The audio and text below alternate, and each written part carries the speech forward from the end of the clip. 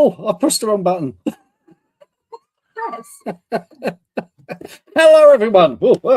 Merry Christmas to you all. Welcome to Creative Differences, a monthly live stream where I talk to writer friends about the little things that make a big difference to their craft and career and careers, in the hope that we can give readers some insight to the creative process and writers and other creative folk some practical advice that they can actually use. I'm Mark Stay, author, screenwriter, and podcaster. And if you're joining us live, feel free to ask questions in the comments and take part in the conversation. Wonderful jingle. I was completely baffled by the jingle by the wonderful Dominic Curry, who does one for us, an original one for us every month. And my mouse isn't working. What the hell is going on here? Hang on. Is it EV batteries?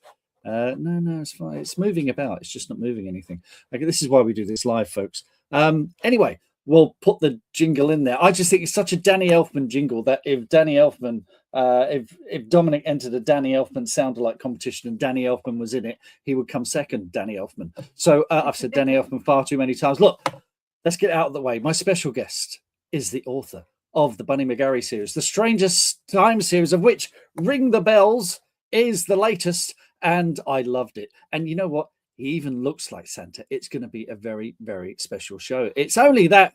Caimh McDonnell. Caimh, welcome to the Creative Differences podcast. So how are you? I'll be honest, I'm not Danny Elfman, so we should get that out of the way early, because that seems to have been, clearly we've had the double booking thing again where you were hoping for Danny Elfman. This happens to me a lot, really annoyingly. I'm very well, sir. I mean, I will get distracted throughout this, however long this is, by the bauble. I'm finding it weirdly fascinating in a way I cannot genuinely. By the way, I have headphones under this. My head is massive, but it isn't that massive. But anyway, hello. What was the question? How am I going so far? What? Are you well, sir? Are you well and festive? Are you feeling festive? Obviously, the hat helps.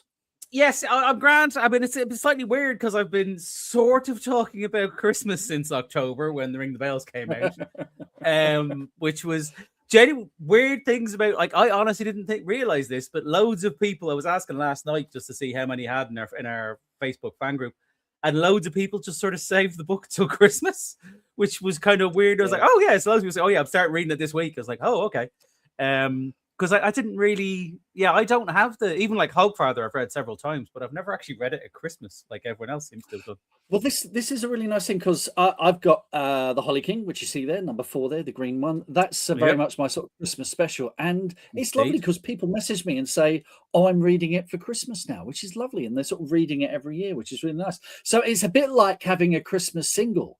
And I'm very much like Cliff Richard in that I've never cracked America either. So, on the subject, shout out Mark Burrows. I did an even with him there a while ago. Yes. He's written Mistletoe and Vinyl, which is the history of the Christmas #1, which is a fascinating read. And there's some cracking, as a Terry Pratchett fan, like I know you are, Mark.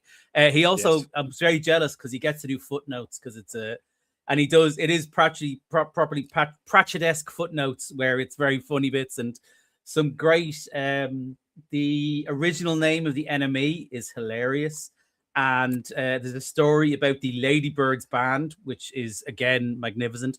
Those are like weird little things. And the book itself was beautifully researched and genuinely really, really funny. 99p on the Kindle at the moment, apparently. I'll go in and grab it now. As is Ring the Bells, bizarrely. Oh, is it really? Okay, I should check that out. Actually, the Holly King is 99p on Kindle too. I should probably mention that occasionally. And I like Mike Morris. He did an excellent biography of Terry Pratchett, didn't he? He did, of course, yeah. And he does a wonderful live show of it, which, Yeah, fantastic. Well, look, Ring the Bells. Let's talk about Ring the Bells there. It's the 5th Stranger Times novel. And for my money, it's the best one. It's the one I love the most. And yet it opens with bloodshed in a library. Tell us more. Yeah, it opens, proper Christmas book, opens with a triple murder.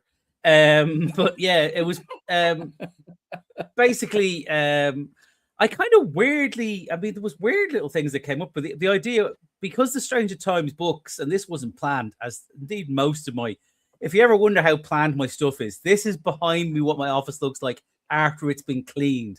This gives you some idea what my brain looks like. So I really don't plan these things out. But what happened was basically the first book was at the start of summer in the Stranger Times books. And it felt like doing it like, the books come out usually a year after each other. And it felt weird that like the second one would be a year later because so much would happen in the world of the Stranger Times I kind of abandoned that, and I basically made it like 6 weeks later, and then about sort of roughly about 6 weeks later, and book 4 was Halloween, and then in my head, I just went, oh, Christmas will be the next one. And I stupidly never bothered to ask anybody about that. I think I said it to our mutual agent, Ed, and he went, yeah, your books come out in January and February. Yeah, you can't do that with a Christmas book. People will kill you. Which is why there's been a bigger gap. But yeah, and I sort of, I'll be honest with you, I actually had a week where they went, is there any way you could maybe do a non-Christmas book? And like, could you go away? And I literally came back and my brain was just like, no, we like this idea. Like the more I tried to work on any other idea, my brain just kept going, nah, definitely writing this. And it turns out I am in no way in control of what I write. I found a plan for my writing for this year that I wrote this time last year, and it was hilariously ridiculous. None of it got done. I wrote 2 entirely different things. Just nothing compared to what I actually do. So I've now kind of given up trying to control myself. Yeah, it's just what they say about, God laughs at people who make plans. So yeah. That you've got, like I said, an amazing backlist there. There's that, 5 in all. What is it about the Stranger Times series that keeps you coming back for more? Because you've got a wonderful ensemble now. You've got a great, bunch of characters. You're building up a great mythos here. But, it's having something, having done 5 in a series myself, it's kind of, I live in fear of repeating myself. But what keeps bringing you back for more? I think it's just because the world keeps wonderfully feeling like it's getting bigger. And the great thing is because obviously I do short stories. I doesn't know. I do short stories in the Stranger Times world as well, which is a sort of weird thing. I kind of ended up doing a podcast full of short stories. We actually brought out Tales from the Stranger Times, which is a collection of some of the short stories earlier this year. And they have been brilliant. And it's kind of just for building the world. And that thing where people worry about using like exactly that, using up ideas. Like, oh, what about you need an idea for that? And what I've found is the more you put into the world, like I do a short story, it gives me ideas for other things. Like there's a main character, Carol, in this book who appears, and she appeared in a random Christmas short story 3 years ago, but she ended up being a fundamental part of this one. And it's just great where it's like it just feels like there's all this stuff going on around the books, and the world is so deep, and like it's really a question of trying to figure out where I'm going next because there's so many options. And I mean, even without obviously the short stories don't have to do that, but it has been wonderful just for building the world out and building the world out. And as I said, certain things I plan and a lot of stuff I don't, as we kind of discussed. And it's weird how so much stuff sort of comes out of nowhere and just sort of feels like it's almost, it sounds a bit, highfalutin, but that weird thing where you feel like you don't kind of come up with something. You feel like it was just there and you kind of almost remember it. It almost feels like cheating at times. And I think I'm sure you've experienced that as well when you're writing. Sometimes it almost feels like this guilty thing when you go, oh, this is entirely new, but it doesn't feel like I came up with it. Yeah. It's doing a series that you feel doubly guilty because a lot of the hard stuff, the world building, introducing the characters, everything, it's already done. So it's just a matter of having fun in the sandbox. I mean, it really is because like I'm back now. I mean, some of the Stranger Times is 5, but like Bunny McGarry books, there's I'm doing the ninth one of them now. I'm writing at the minute. I'm halfway through the Dublin trilogy. But yes, and then there's another 4 or 5 books with him in them as well. And I was always genuinely terrified, kind of like you said about writing a series about, oh God, what happens if you run out of ideas, or you're worse, you've got this sense of dread that, oh, I've got to do this again. And I was honestly terrified of that being the thing. And the glorious thing is that I've never honestly experienced that. And I'm back writing Bunny now for the first time in really over a year, actually. And it's been delightful. It's been so much fun. Because it's kind of like putting back in your yes, that's the that's the one, the mock-up of the thing. We're still working on the cover. It's one of those covers are so tricky, man. But that's not a fine attempt of my wife to get us on the ball.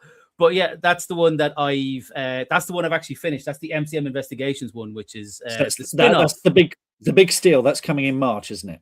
That's coming on March 17th, aka Paddy's Day. And then there's basically the one I'm writing now, will come out in sort of end of the second quarter. And then as we'll come on to the third quarter, will be Ursula and the Virgins, which is kind of like the Stranger Times equivalent, very similar book, so we say. Fantastic. Now, you mentioned Elaine there, Wonder Wife. You've written a book. You've written a book together, which has been published in Germany already. Yes, coming to the UK at some point. Tell us more about that. Yeah, well, basically, we had this idea. We were over because we love going to Germany. Been over there like 3 or 4 times now, and it's great fun. We really like the publishers over there. Really lovely people. And Dominic, the head of the publishing company, brings us out. I think he discovered the first time we were over there that we were mad keen to do a bit of sightseeing and stuff, and he likes doing that stuff. So basically every time we come over now, he brings us somewhere, and we do a bit of sightseeing and stuff. And we genuinely love him. We've met his family several times. They're lovely. And but he brought us on a walking tour of Cologne, and they told us this kind of really it's a myth about Ursula and the Virgins, and the whole idea was the Huns were trying to invade the city, and they stopped them, but they refused to give up their virtue, so they got slaughtered. And basically the idea was at the time I said I'm going to write a Stranger Times short story based on something we find out today. I kind of gave myself that as a fun little writing thing. Oh wow. And I just thought I'll pick out something on this thing, and then I had this idea based on that, but I started working on it. I went, oh, no, hang on, there's more to this. This is bigger than the short story. And I actually and Elaine was there, and I sort of explained the idea to Elaine, because the idea is we basically put it into the modern world, and it's pure paranormal with powers and all that sort of stuff. And it is a group of young women who are virgins, and it's kind of the whole idea is that this thing, the spectral ghosts of this Hun army will try and invade Cologne every 18 or 20 something years, whatever it is. I can't remember exactly now. And they have to basically train up from a young age, this group of young girls to be able to fight them off, because they get the powers, because it's how it works, because they're the natural successors, if you like. And so basically we had this idea, and then Elaine said, I already love that idea. I said, yeah. And it was like, And I basically had a discussion with our agent, Ed, and he went, I've got this German book. He goes, all right. He said, the idea would be, it's called like Ursula and the Virgins. And he's like, could we kind of de-emphasize the whole virgin thing? Because I was like, yeah. And I was like, I don't want to be the sort of 50-year-old man coming over going, I've written a book about virgins. So, and then basically Elaine said, we can write it together. And then she's like, oh, okay. And then I literally said it to Ed and Dominic, the head of the German publishers, and they were both with the same reaction, like, oh yeah, that's fine. It's you and Elaine that gets rid of a lot of the problems we had with this idea. So we basically ended up writing it together, which was a lot of fun. And because to be honest, it's sort of one of these things where Elaine is so heavily involved in my writing process anyway, that, like, for example, at the minute, The Big Steal, like, I've written it, it's going to go to developmental editors and stuff next week. But before it gets anywhere near them, Elaine has gone through it, and I'm actually going through her notes now. So she's kind of like, if you like, reader zero, the first edit, the whole thing. So she's sort of written effectively part of every single book I've ever done, kind of, if you think of it that way. So she just kind of got more involved this time around. So I kind of wrote the raw words, if you like. We planned it out. And then I sort of, behind that shelf is a big, we put it on the board and everything, worked it all out. And then I sort of wrote the raw words, and she rewrote them, and then we worked through them and stuff. So it wasn't like the normal way people write a book together, but it kind of worked. And well, it did work, hopefully. And we're really proud of the book. Genuinely, there's a that way yourself, where especially when you've written quite a few books, there's certain things. And I honestly think the battle at the end of that book, I think, of all the stuff I've been involved in, I think is one of my favorite ever. It was that way where certain things just fall into place, and it happens better than you expect it could. And you're like, ooh. And that's just that kind of delightful thing where, again, it doesn't feel like you did it. And like myself and Elaine, certain things we didn't plan. And then I like remember ringing Elaine up, going, oh, this happens. This happens. Like this falls into place. So yeah, it was very, it's been very cool to do that. And we might make it into a series as well. We hopefully do, because I really enjoyed doing the first one. So yeah, and that will be coming out in English in about probably realistically the third quarter, basically, because we got a book coming out in March. The next one will come out in June, and the one after that, because it's one of those things where weirdly this year was a bit different in things. So next year there's now a backlog, which is good. I might actually take a break for a week. Treat yourself. Yeah. Christmas is coming up. Yes, why not?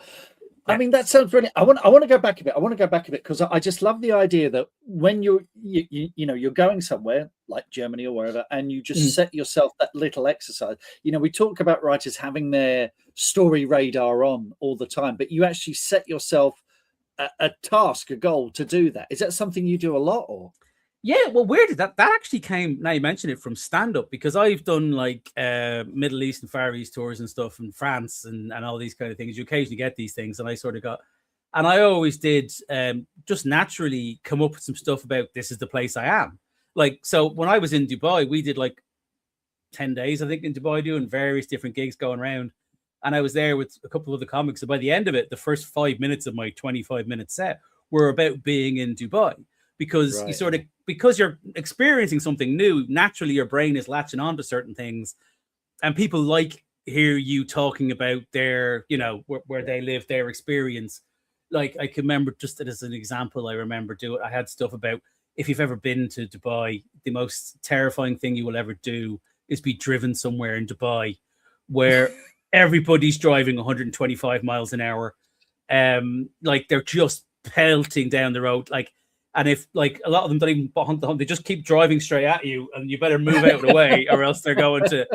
And like, I mean, at one point, and it's terrifying. Like, well, I think, remember, I had the joke about at one point the guy behind us was so close he changed our radio. I can remember him doing that as a joke. But yeah, and so you sort of do stuff about that.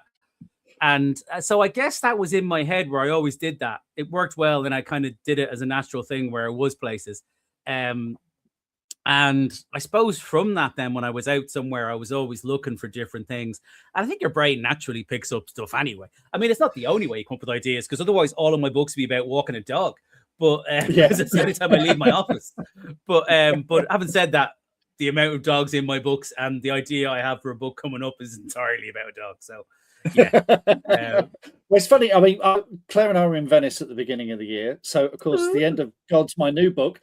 It's got a city with canals in it. Of course it does, because you sit there going, this is too good to waste, You got also, it's now tax deductible. It's now tax deductible. Yes. So, yeah. Yes. And you got married in York, so I'm walking around York thinking and annoyed that Terry Pratchett got to the shambles before I did. So it's the radar's always on, but that thing of setting yourself an actual little goal, I'm gonna completely steal that from you. So that's a fire away. Yeah, cool, absolutely. Cool. And how are the dogs? How are the dogs? They're fine. They're currently locked into the house, because I know you said they could put in an appearance, but I think you'll find. I was away in Ireland for a few days, so for the last 24 hours, since I've been back since 3 o'clock in the morning, my ferry finally got me home. My dog Diller has been following me into every single room, so I had to put him in the car, because otherwise it'd just be him up here trying to lick my face while you're talking to me. Which after the first 15 minutes, that's going to get tiresome. That's podcast gold. That's podcast gold. We we love that. We demand the dog. Yeah, we demand the dog. Okay. Well, look, what we're going to do, we're going to take a wee commercial break for a minute. I'm just going to move you backstage, Creed, because it's time to talk about the Green Room. Twice a month, I run live sessions on Zoom where you can ask me questions about the craft of writing, your work in progress, the business of publishing. The sessions are fun, informal, chatty. You can send me questions in advance. They're recorded live and saved on Ko-fi for exclusive access to Green Room supporters. You can. There's a link to the Green Room page on Ko-fi in running below. Hopefully, any second now. Can you find it, Em? No. You can't find it. Oh bugger! I might have deleted it. All right. But there's no long-term commitment. With Ko-fi, you can support for just a month or as long as you like. My goal is to be able to give supporters advice that will make a real difference to their writing and their career. And there we go. There's our ticker there. There it is. Because the way I see it, having worked in this industry as a salesperson, a bookseller, and an author for over 30 years, I've made every mistake, so you don't have to. The next Green Room session is on Wednesday, the 14th of January, 8 p.m. GMT. Like I said, they're really informal. They're lots and lots of fun. And I hope to see you there. Also, I've got books, and you can buy them from all good booksellers. But here's the thing. The End of Gods, that one on the right there, the green one there, the paperback of The End of Gods will be officially published on the 8th of January. But the ebook version is available right now. So here's the deal. If you pre-order the paperback of The Ender Gods from me, you're going to get the ebook version for free. So go to my online store. You'll receive a link to download the ebook version, and you can choose from a Kindle version, EPUB, for Kobo, Apple, whatever. So the offer applies to Ender Gods paperback orders that comes through my store only. There's terms and conditions when you click through on the link. The offer expires 1 minute before midnight, 1st of January 2026. So yeah, back to the show. And Queeve, there he is. We've lost him, everyone. There he is, bobbing his little bobble around. So there we go. Oh, PD, thank you. Yes, PD is a member of the Green Room. PD, tell your friends. Thanks, mate. PD's just had a book published as well. Emily, pass me that book there. That big chunky boy there. Looks PD, fantastic. There we go. There we go.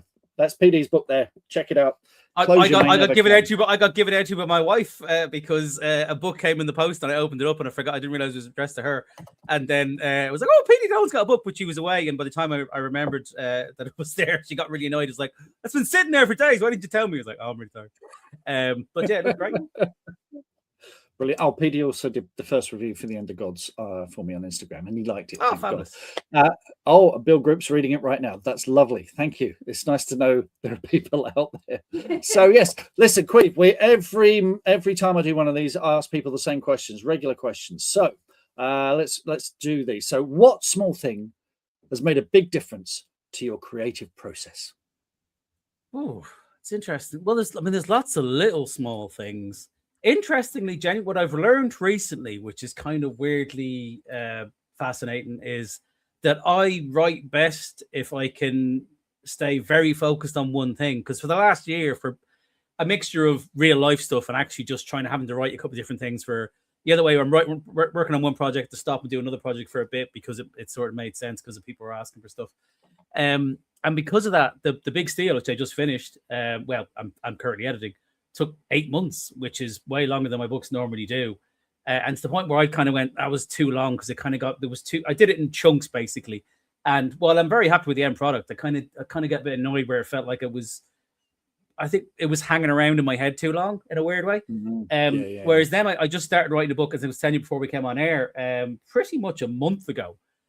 And I'm already like 50,000 plus words into it. And it's an idea I had for ages, but it sort of clicked and I just sort of really went for it. And I've noticed, because basically what happens is now I'm going to bed every night. My brain is actively going through what I'm writing the next day. I think it's more how my brain works that I've realized I need to be on that and keep doing that. And then I'm basically going to have to keep going and going and going and going. And then I have to figure out some way how to give myself a break and not go straight into the next thing. But I'm really enjoying that. And I think I've kind of relearned that I work best by being very focused on something. And so when I am very focused, like I'll be writing every day. And I think that's something I've recently realized, that I work best doing it that way. And I think the thing is that's not the best way to write a book. But my point is, your brain will work best in a certain way. And what you should do is actively consider how you write and notice when you're doing your best writing and when you think you're working the best. Because I think, having the awareness to watch what you're doing so you can realize how to maximize yourself by understanding what you do best is my point, I guess. It's a very good point. And don't be offended by this because I'm a bit older than you, but I think it might be an age thing. Because I've had that this year where I focused on one thing, it's like, this is really good. Whereas, previously in the sort of previous 18 months, I've been working on like 3 or 4 projects at once, and you get stretched very, very thin. And I think it's just my focus thing, because as I said, I'm 50 now. As you well know, you were nice enough to come to Manchester for my 50 birthday party. Which, by the way, have you come up with a short story idea from that trip? Otherwise, it's not tax deductible, man. You got to come up with a short story idea. But I don't want to move in on your territory and set stories in Manchester. That's fine. Right. It's fine. It's a big city. You can handle both of us. But yeah, it's. I think it is the thing probably with age and stuff where you do sort of, because I've always there's always been that thing where I must admit I'm no longer part of these groups. I don't really play much, but there was that thing where there was obsession with writing fast and 20 books to 50K, and if you can write books this quickly and stuff. Yeah. And I just genuinely think with those things, you might, A, it's hard to write a book. B, it's, if you haven't done it, trying to do it faster seems crazy. Like, you had people kind of coming in at the start of their career and obsessing about speed. And you think that's the last thing you should be worried about at the start. You should be worried about technique and getting your things in place. And also as well, you just need to be, I think the big thing with those things sort of go is those people burn out. You can't keep going that fast, that quickly. Like some people are amazingly productive, like JD Kirkconnell is amazing. He does incredible work and he does it he's clearly very fast as a writer and good luck. But I think the point is, if I try and match him, I mean, he literally writes on a treadmill, for Christ's sake, man. For the love of God, man. Why? Yeah, I mean, I presume he's powering a small African village with his pedaling. No, I mean, fair play. People do that, and good luck to him, and all that sort of stuff. But you kind of think like, I can't do that, and I think I need to find out how best to balance myself. And it's an ongoing thing. You kind of learn as you go. And I think a lot of it is as well as how excited you are. Like I'm so excited what I'm currently writing, that it's really pushing me onwards and onwards and onwards. But you do kind of have to manage yourself to make sure that, because you don't want to just do one book. You want to be doing this for a long time. And I've been lucky where I'm now, my first book, actually 2026 is going to be the 10-year anniversary of my first book coming out. Wow. Wow. And yeah, so I want to, you know, it's important that I think I keep, because I want to do it for another, 10, 20 years, jinx, touch wood and all the above. And what's important then is making sure you still always enjoy it and that you never, it never becomes a grind. Yeah, absolutely. Caracan here making a comment saying, same, once I get into the flow, I can work in one go. Interrupting a project nearly always aborts it. I mean, it's it's always there to come back to, but it's momentum. So much of it is about momentum, isn't it? If you break that momentum, you're back at the bottom of that hill, pushing that boulder up the hill again. So yeah, and again, some people can do that, and it's like when I was writing TV and stuff, I would have been going from different things. And that's fine, but I think you do need to figure out what works best for you, really. It's not a one answer for everybody kind of thing, is it? Absolutely, 100%. Right. What's the thing that makes you think you're ready to start writing on a project? What's that tipping point? Ooh, it's a good question, that. I mean, it's sort of weirdly... when I have a certain amount of it, but it's not always the same things. If you know what I mean. It's almost like there's a tip in the scale where I've got certain bits, like I need to know what I'm doing with the first few chapters. And I think when I get to the point where, frankly, I'm really excited about it, and I'm like, I'll probably just get to the point where I have to go now. Like literally, it's like the engine. It's like I can't remember that little toy car I had as a kid where and then you have to press the thing and it goes, boom. It's kind of, you have to just press the thing. Evil Knievel. Yeah, which I actually have that. My wife got me that for Christmas last year. So exactly that. It's Evil Knievel. Where it's just when you've got enough, you go. But like, for example, again, the thing I'm writing now, the one that's The Man Comes Around, basically, is the net title that Parisian has. I had the idea for years and I couldn't. It's quite complex in what it needs to be doing without giving away what it is. And I kind of it's one of those things where, like yourself, you've got your brain's twirling around on like 12 different ideas. I always think it's hilarious. We must have said this before, but every time people come up to you, occasionally go, I have an idea for a book for you. And you always go, let me stop you there. Do you want to know how many ideas for books I have? No shortage of ideas, mate. Thank you. Yeah, you can write it and we can split the money. Yeah, we can. That's very generous of you. Thank you. But yeah, so this idea was one that was like, again, I have like, if you asked me what the next Bunny book I was going to be writing, I had like 3 or 4 others that were like literally winning the race. And this thing was like way off in the distance. And all of a sudden it just came, way! And I just kind of got excited about it. And then I had to go. And yeah, it's been a lot of fun then when I'm still figuring out as I'm going, which I'm enjoying the challenge. It's slightly different where I kind of don't exactly know how stuff's going to fit together. And what's really got me excited and fascinating is I can't wait to give it to Elaine to read. And then to Scott and stuff, because I'm genuinely fascinated to know when they figure out certain things, because it's not usually how I write, but there is some fairly important stuff like that in this, and that's really hard to judge. And you just sort of have to kind of go with your instincts, and then hopefully it'll come through. And it's called "There's a Man That Comes Around." Is that a Johnny Cash reference? The Man Comes Around, yeah. It's a Johnny Cash. It's a reference to Johnny Cash, which will probably be the name. I've used that name for loads of stuff, but it's a very cool name. I had a sitcom called that years ago that never went anywhere. Oh, really? About death. I had a sitcom called The Man Comes Around that was developed for BBC Radio 4 and all that. And it won the BBC competition thing, and it was about a death being sent to Earth and having to stay. Very heavily Terry Pratchett thing, obviously. Yeah, but that song, "There's a man comes to town, is taking names." It's a great song. Oh yeah, it's a great song. It's just wonderfully atmospheric, and it really does kind of fit the whole thing of the book. So yeah, can't wait. Right, next question. How do you know when you're done? Because your wife asked where the hell's that book you were supposed to have written. I kind of always, because I sort of get to a certain point and I know where I'm heading finally, and I'm kind of racing towards the end. So I kind of get to it and then go through it again and stuff. But it's never one of these things where I'm never sure if it's done and stuff. But the way I write, I kind of know, like, that's the end. And as long as it's, I haven't left anything up in the air and stuff like that. It's usually just really obvious, if I'm honest. It's like knowing where to start's a lot trickier. The end, it's sort of, by that point, it's kind of done itself. I think by that point as well, my brain is kind of wants to get to the end and then wants to move on to something else. That's genuinely part of it. Is my brain's gone, okay, we finished this now. Yeah. How do you remember that idea that you have at 3 a.m? The honest to God answer. I wake my wife up and tell her to text me it.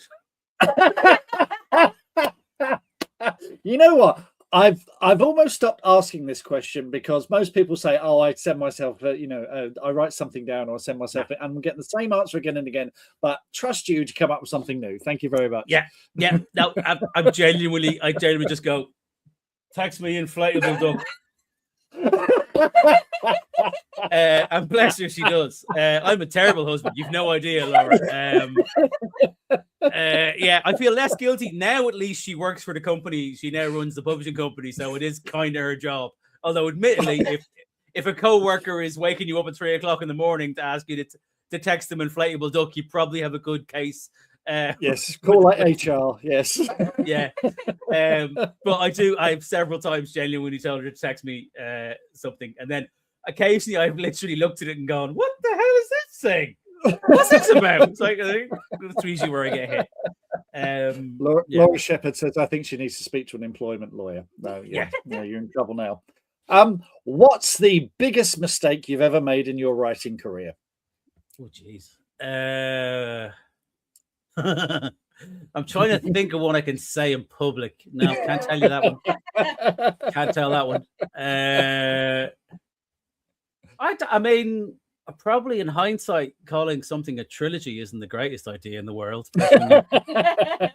When you're writing book 9 of it, if I'm honest. Yeah, I think sort of probably that. I think, it's everything else is sort of, I mean, I've made a lot more sort of errors probably in stand-up and TV writing kind of things, whereas books, I think because I've made so many errors up until that point that you sort of learned by then I kind of had the single biggest thing that's helped me as a writer is, bizarrely, I always had imposter syndrome as a stand-up and as a TV writer and stuff.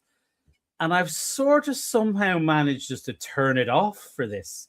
I'm not saying I'm the world's greatest writer. I certainly haven't, but I've got to the point now where I'm like, I know what I do well, and luckily people seem to enjoy it. So whatever happens, I can kind of, keep doing that. At the same time, I'm actively pushing myself to do different stuff. Like coming up next year, I really want to do some different stuff. But I kind of have managed to sort of trick myself into having the confidence that I know what I'm doing. Because I think it just saves a lot of time. Yeah, absolutely. Folks, do send us questions. We'll be asking them after the regular questions. Oh, Caracan says, fun fact, Tad Williams has the same problem with calling things a trilogy that end up much longer. It's a very common thing in fantasy, actually. Because when you start out, you think, a trilogy, that's quite a difficult feat to pull off. And if you're having so much fun, you just keep going, don't you? So, well, I mean, to be honest, the very first book, I'm at one of those faces where someone reminded me this during the week. It was initially written quite differently because it was kind of weirdly, it was a crime book, but it's almost paranormal, because the idea was this guy went through his whole life and he was constantly being confused with other people, like through his whole, and that's kind of a big theme in the book, where he doesn't really have much of an identity. Everyone thinks he's somebody else. And what actually happened was, by the time I got to the end of it, I realized I enjoyed writing the characters so much I wanted to keep going. And that was a nice idea for that book, but it was a lead weight around your neck if you wanted to write another one, because you're like, well, you've already done that. And then, weirdly, then I went back and took it out and realized it was a better book without it. Okay. What's the best happy accident of your writing career? Oh, that would actually be, and this is quite rare for me. I never really write myself into a corner, but on the fourth Stranger Times books, Relight My Fire, which is the zombie one, basically without giving too much away, that one on the right. There's a sort of failed rock star who wants to bring back his bandmate to life because he's convinced that he has a great album that they'd never been able to release and a hidden album he couldn't find. But the guy was going to be dead for 10 years. And I thought, but logically, if you tried to bring him back, his brain would have disintegrated. It wouldn't work as a thing. And then I literally went, oh shit. I was a long way into this book at that point. And I was like, oh, good God. And then I kind of spent a couple of days having a panic, which again, never really happens. And Elaine was like, you're fine, you're figuring it out. I was like, no, we're screwed. We're absolutely screwed.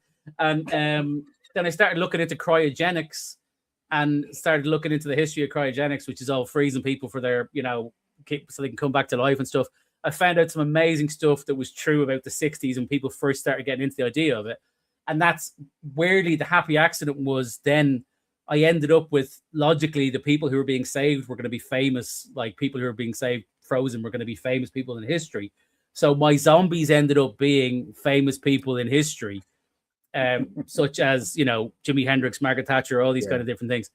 And that ended up making the book so much better. Really and it was such a good idea. My friend Gary, who's a big zombie expert, he actually said, oh, that's going to get stolen. Like, that's such a good, I expect to see that film in the next 3 years, which was probably a sign that it was a good idea. But yeah. Brilliant. Last one of the regular questions. Is there, I mean, you may have answered this already, actually. Is there a character or a story swirling around in your mind that you want to write, but you're not ready to write it yet? Oh, God, how many? Is it one? I wish there was just one. Yeah, I've sort of like Bunny's origin story, the original, like the prequel to all the other prequels. That story's been there for ages. I've never got around to write. It would sort of explain a lot in his history. I haven't got around to writing it. There's a few different Stranger Times books. There's a standalone book set in the Stranger Times world that I am going to be writing that I've literally written a third of. And there's a lot of standalone. I think I am going to try. I keep trying to. I want to write a standalone to sort of expand, push myself. But the problem is, as you know yourself, if you've got series, people are going, when's the next release coming out? And you're like, oh, yeah. So you end up just sort of trying to feed the beast in the nicest way possible. So because of that, I kind of, that's why I'm quite excited for next year, because I have 3 books hopefully in the pipeline. So I might give myself a little bit of space because there's a couple of ideas I really like that I want to do. Yeah.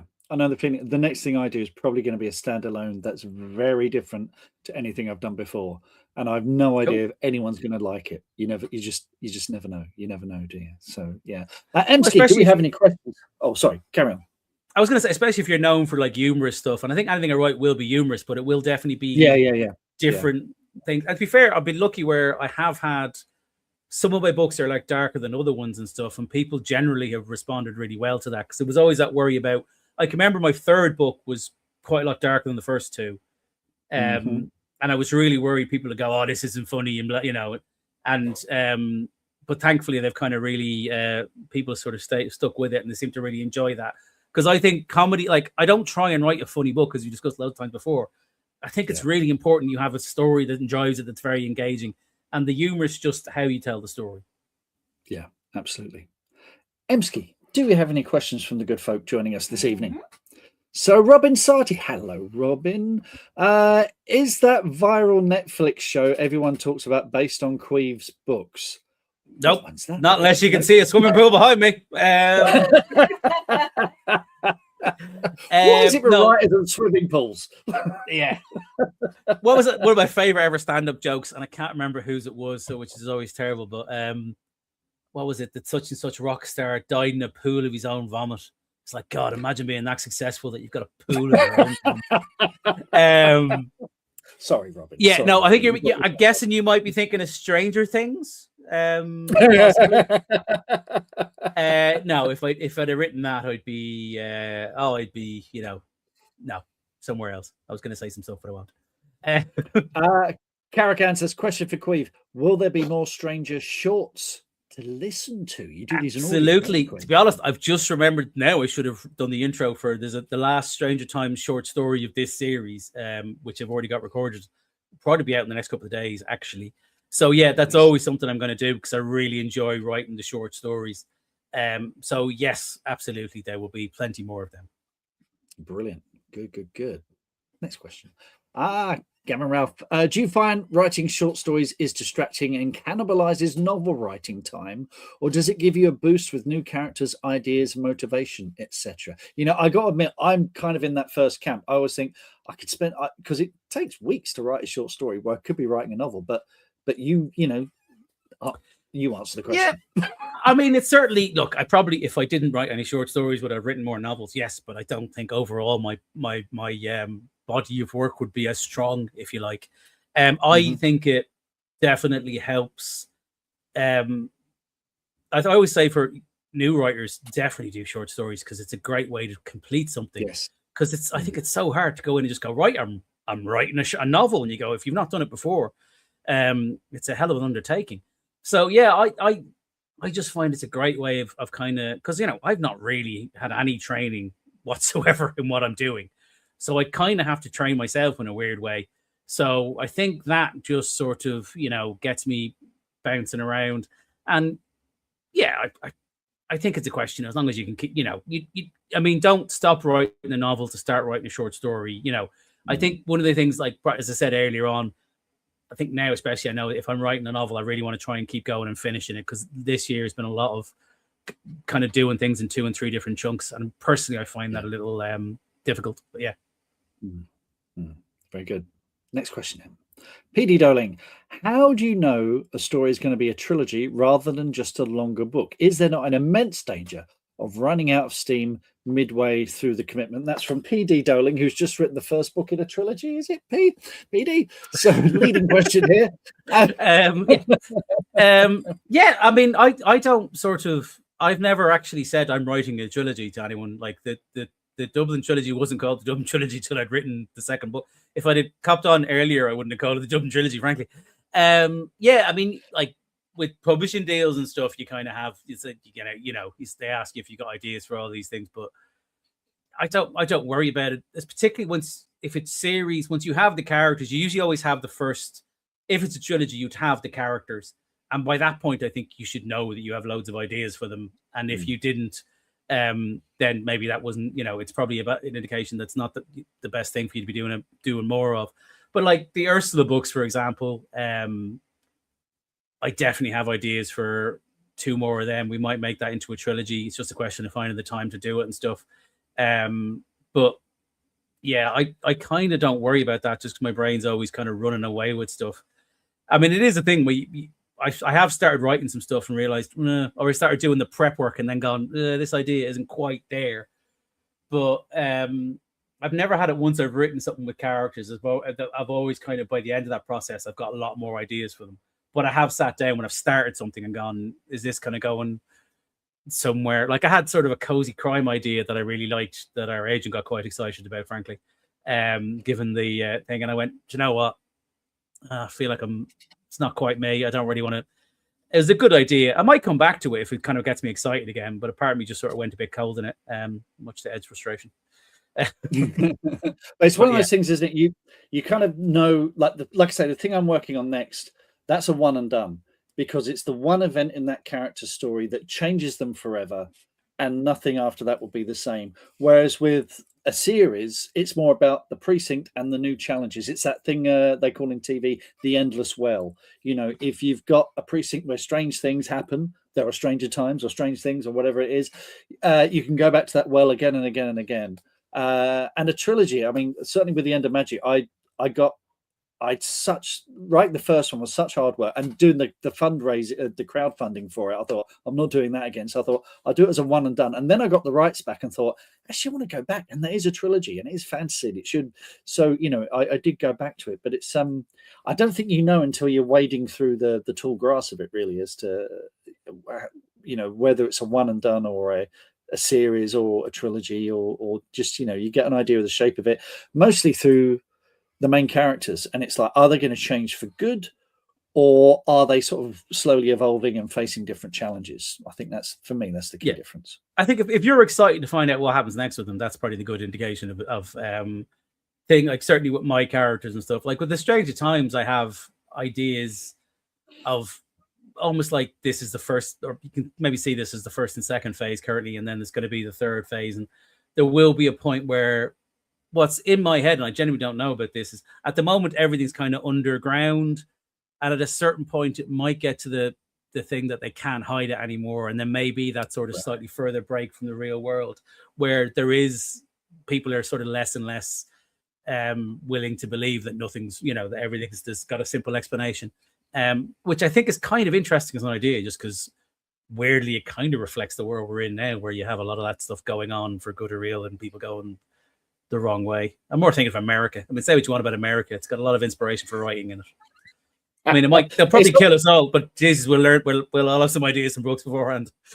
It's almost the Iron Man moment, spoiler for anyone who hasn't seen the original Iron Man movie, but at the end, up till that moment, all the superhero movies were about, they've got a secret identity and that has to remain a secret. And you can only keep that secret for so long without making the ensemble look like idiot. How has Lois Lane not noticed that he's Superman? That kind of thing. And ever since Iron Man, that's never really been a thing. It's, at the end where he says, I'm Iron Man, all the movies since then have gone, I didn't realize we could do that. I'm a massive, sorry, on the same point, I'm a massive fan of the latest Superman film, and I previously never enjoyed Superman. Yeah, I've watched it like 4 times. I mean, I really was not a fan of Superman before that at all.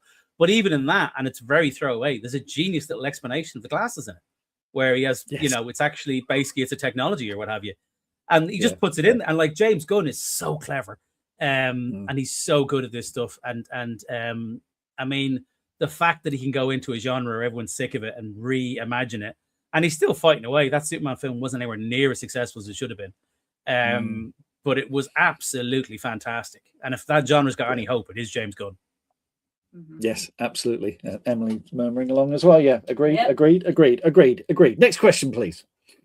Laura Shepard, I'm a big fan of the whimsical details in books, and specifically yours.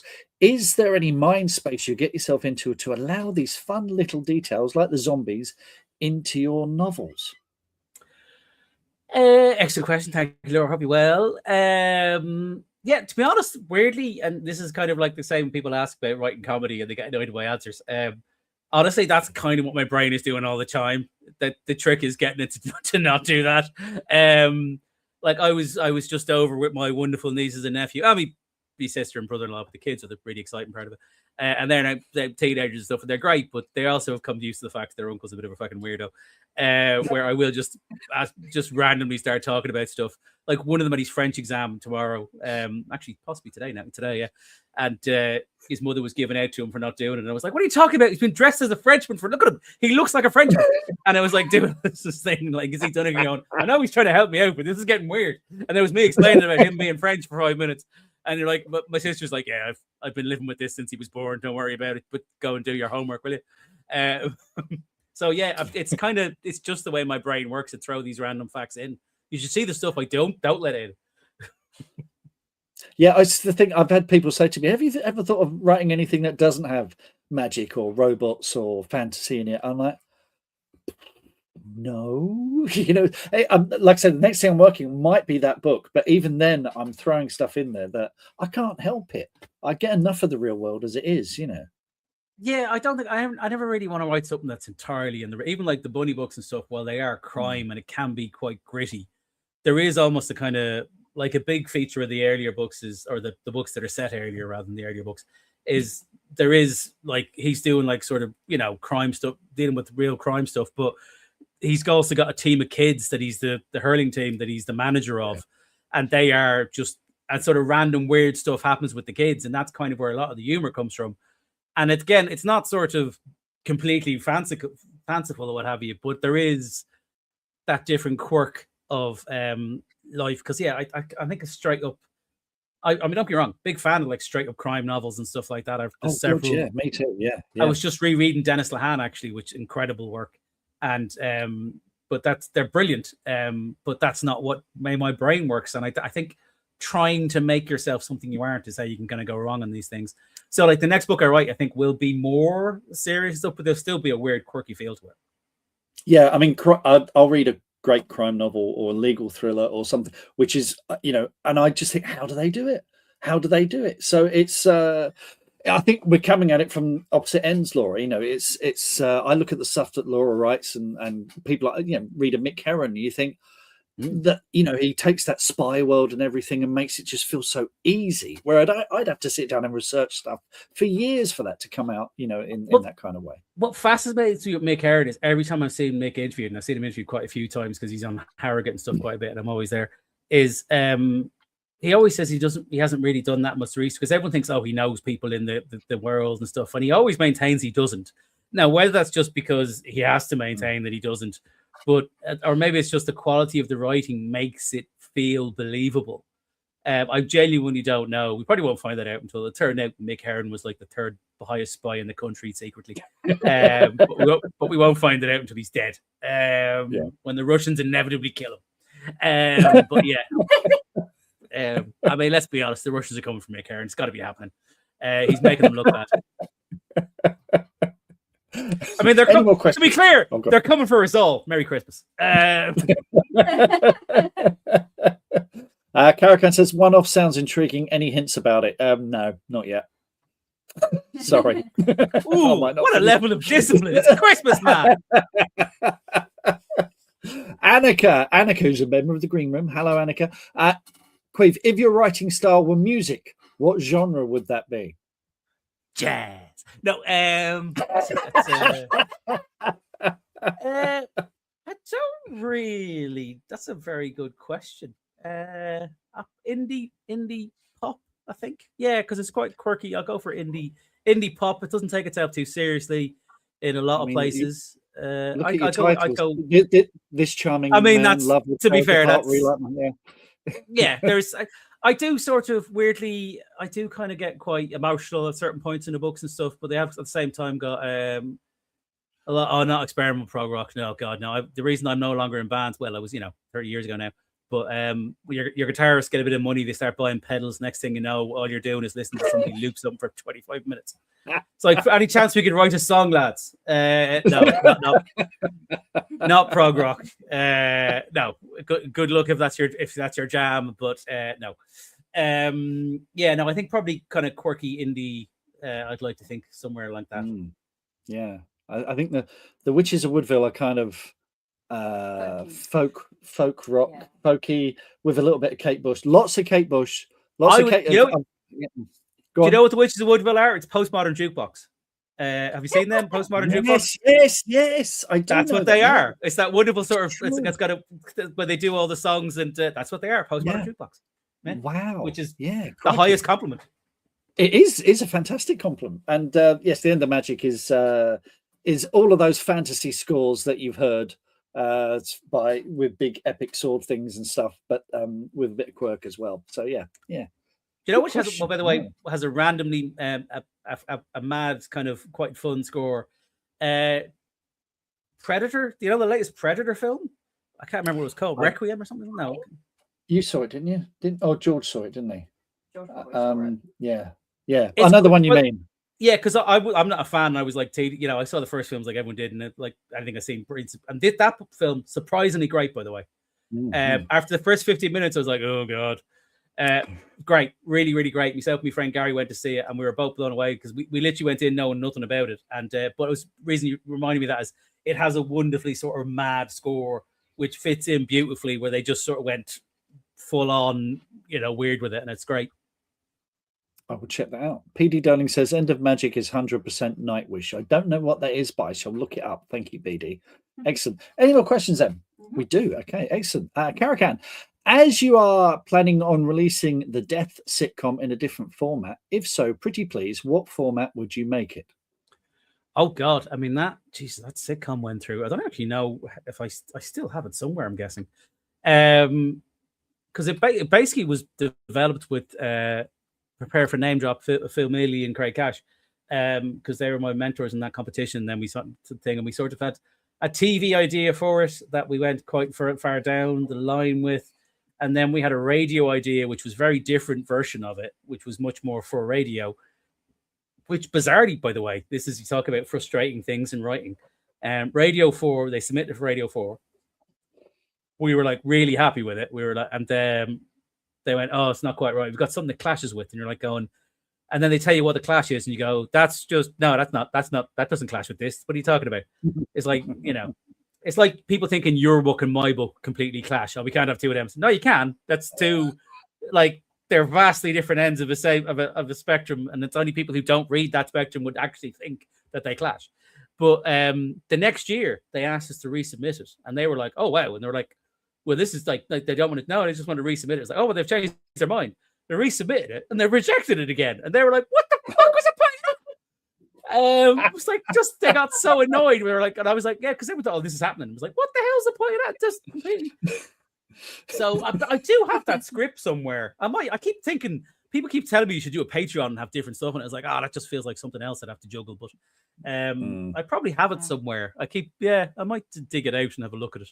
It's probably terrible. Any more questions, Em?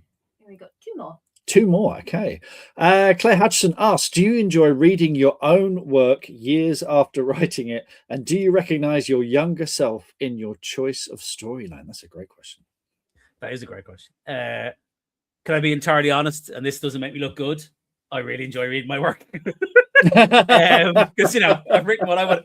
I honestly, this is again slightly worrying. My memory is so bad. I'm regularly now surprised by stuff I read that I've written, which is a mixed bag of a thing. But I think it sort of gets weirdly. I'll read it and go. It gets me excited to write something else because I kind of read stuff, and I always have that weird thing where when I'm writing a book, it feels like every book that came before it is like this unassailable standard. And you go, oh, Jesus, this isn't going to be as good. But listen, we'll try and get it to the end and it'll be all right. And then you sort of come back and read, oh, it's good. Like, I mean, annoyingly, I went back and read my very first book and I thought, oh, this will, obviously I've learned a lot. And I'm like going, can't really put my finger on anything. I think this is surprisingly, I don't even think this is like a lower, I think they're, it's very hard to say what your best or worst work is. And it's surprisingly, I think my first book, I mean, there's a different feel to it, a fresher feel to it, because it's my brain throwing in stuff that it's purely writing for me. And there's some kind of weird little quirky things that maybe as you get more experience, you might have ironed out a bit, but I actually really like them when they're in there. But no, it's fascinating. But I must admit, I do reread stuff just to kind of get a feel for it again. And frankly, my memory's so bad that I kind of have to at times. But I must admit, I do actually enjoy it. Yeah. Excellent. Do you read yours? Excellent. I had to read The End of Magic because it had been 5 years since I'd written the first one. And it was a kind of thing, this is quite good. I'm quite enjoying this. Oh, you thought this through, considering it had been a lot of hard work to write a big epic fantasy like that. But with The Witches of Woodville, I didn't. I sort of ploughed on. I have all the books on my phone, in the Apple bookstore just as reference. So if I need to look something up, I can go back and look it up. But I've been doing that a lot recently. Yeah. It says, and even then, Elaine just pointed out in the big stay, like, no, they haven't met that guy before. It's like, really? Yeah. Like, oh God, in the last book in this series, as it happens, like, oh, okay. And luckily, it wasn't a big thing at all, but it was it actually probably makes it easier. But it's I think we've lost Facebook for some reason. We got a little warning come up from Facebook, so we might not have Facebook. Let me just see if there's that's my wife has informed us of that. Okay, there we go. Let's have a look. Oh well, I don't know. I mean, I did put a YouTube comment on the page on Facebook, a link, so maybe they can come across. But we'll just we're in the home straight. It's just Facebook's fault, I think, for whatever reason. So I mean, almost everything is in the modern world. Let's be honest about it. I mean, they're responsible for far worse than this losing its Facebook feed, if we're entirely honest. Not to get all political with you folks, but Oh, YouTube had a hiccup too. Question for me, Ragnar. Oh, hello, Ragnar. He's just ordered the end of Magic, the end of Gods. Would you consider coming back again to the end of Magic World in the future, so that it might be more than the trilogy, or perhaps a spin-off? Are there any ideas you've considered? Well, this is Ragnar. This is probably the worst time to ask me, as I'm just coming off writing the trilogy, and it's like having run a marathon and I've collapsed on the finish line. And someone said, "Do you want to run another marathon soon?" So, at the moment, no. But when I was what was interesting, when I was doing the edit, I was thinking, oh, that could be, things that happen in between the stories, in between the books. There's possibilities there. So I'm never going to say no. But for the moment, it's done. I'm glad I did all three of them. I'm very happy with them. But I am cream crackered. So maybe ask me again in a year, and then we'll see where we go from there. Right. Let's bring this baby. Fantastic looking dog. Sorry. Could go. Yes, that's true. She's gone. Caimh, what's bringing you joy at the moment? This could be books, movies, TV shows, music, games, whatever makes you happy when you're not writing. Oof. I was trying to think what it was, because I'm trying to remember what I said previously. I can put them up on screen. There we go. Oh yeah. I've been going through Joe Abercrombie's The Blade itself. We're going back to his very start of his work, and absolutely loving it. I think I read 2 of them back to back, and I'm saving the third one. There's a lot of other. I actually, seeing as I have it here, Mistletoe and Vinyl, the wonderful Mark Burrows book. Really enjoying that. I've been sort of dipping in and out. It's the history of the Christmas number ones. Where the Hell Is My Husband? That song by Thingy Down Cemetery Road is myself and the missus are obsessed with this woman, and not just because she's got her. The song "Where the Hell Is My Husband" is literally, we keep singing it to the dogs all day with variations. The amount of time our dogs have to listen to some idiot sing at them is unbelievable. And then Down Cemetery Road on Apple has been absolutely excellent as well. Really good. Obviously, again, Mick Herron. I think at this point he basically must own Apple. But yeah, it's been fantastic, and a really good 2 female leads, and it's excellent. You kind of, particularly, you're watching it going, God, it's weird how you think Emma Thompson hasn't had that many great roles like this, certainly in TV. And it's probably something. It's not a good statement on the state of TV that you think she surely should have been doing stuff like this, because she's excellent in it. It's one of these, we just think she's having a great time doing this. Yeah, you can see it when you're watching it, and it's a lot of fun to watch. Yeah, great. Excellent. I'm just going to quickly run through the things bringing me joy. Now, one of them is the Script Notes book by Craig Mazin and John August of the Script Notes podcast. Now, this is essentially a summary of over 700 episodes of their podcast. It's from now on, it's the only script writing book I'm going to recommend it, because it's written by 2 guys in the industry who've done this over and over. They're not trying to sell you a course. It's just really good, solid advice on script writing. Highly, highly recommended, that is. I've just finished today Death by Lightning on Netflix, an absolutely brilliant 4-part series about the assassination of President Garfield by Charles Guiteau. It's got so many what the fuck moments that you have to check Wikipedia after every episode, only to discover the truth was even stranger than fiction. And the cast, you got Michael Shannon as James Garfield, Matthew McFadden as Charles Guiteau, he's like an obsessed fanboy. He's so good at it. I got Betty Gilpin as Lucretia Garfield, Shea Wiggum, Bradley Whitford, Nick Offerman, Tuppence Middleton is in there as well. It's very, very highly recommended. And the thing that's just making my ears, just bringing joy to my ears, is the Wish You Were Here 50th anniversary. There's a slide guitar version of Wish You Were Here with no vocals that I feel like I've been waiting to hear all my life. It's lush and will no doubt be appearing on the end credits of trailers and end credits of shows in the future. So listen, we'll wrap it up, folks. This has been absolutely brilliant. I really hope you've enjoyed this episode of Creative Differences. All the links we discussed, I've been babbling along. You're going to find them in the show notes, and you'll find them on this episode's webpage on the Creative Differences website. A huge thanks to Emily for production assistance, to Kai for the edit, and Dominic Curry for the jingle, which I found again. Let's listen to it again. It's amazing.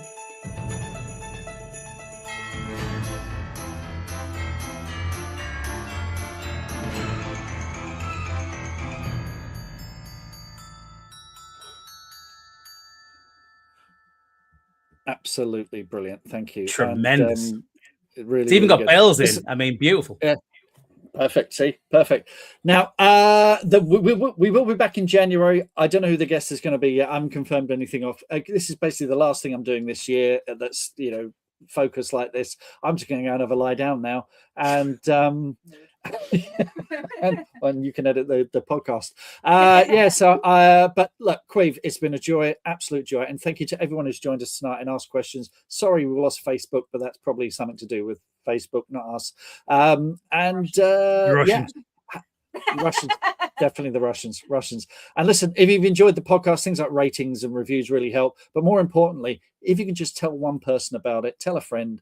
That kind of word of mouth is the best marketing there is. So until next time, folks, happy writing, reading, and being different. So Merry Christmas.